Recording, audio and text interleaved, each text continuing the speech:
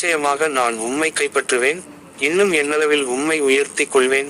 நிராகரித்துக் கொண்டிருப்போருடைய பொய்களில் நின்றும் உம்மை தூய்மைப்படுத்துவேன்.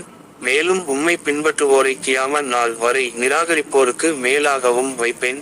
பின்னர் உங்களுடைய திரும்புதல் என்னிடமே இருக்கிறது. அப்போது நீங்கள் தர்க்கம் செய்து கொண்டிருந்தது பற்றி நான் உங்களிடையே தீர்ப்பளிப்பேன் என்று அல்லாஹ் கூறியதை நபியே நினைவு கூர்வீராக. அல் குர்ஆன். சதி செய்தவர்கள் மற்றும் தியாகி யூதர்கள் இச்சதி செயல்களில் ஈடுபட்ட போதும் இறுதியில் ஈசா அலைஹிஸ்ஸலாம் அவர்களை கத்தியில் இருந்து காப்பாற்றியது. அவருடன் இருந்த ஒருவரின் உருவம் ஈசா நபி போல் மாற்றப்பட்டு அவரையே சிலுவையில் அறைந்து கொலை செய்தனர்.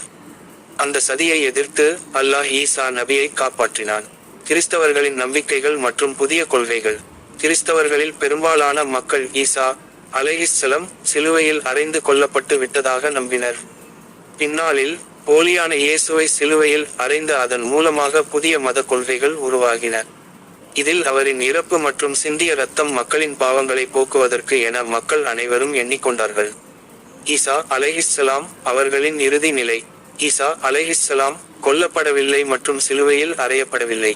யூதர்கள் உருவம் மாற்றப்பட்ட ஒருவரை கொன்று அவரை இயேசு ஆக்கிவிட்டார்கள். ஆனால் இயேசு உண்மையில் இறைவனின் அருளால் வானிற்கு